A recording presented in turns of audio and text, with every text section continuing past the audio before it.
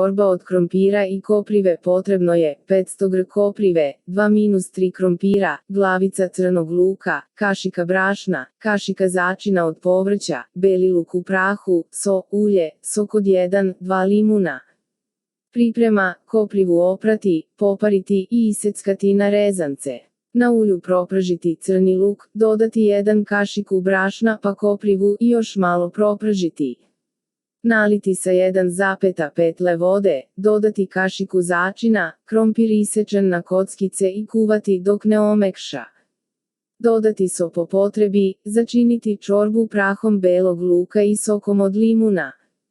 Za najnovije recepte kliknite subscribe, like i zvons, svaki dan najnoviji recepti, zato nas zapratite.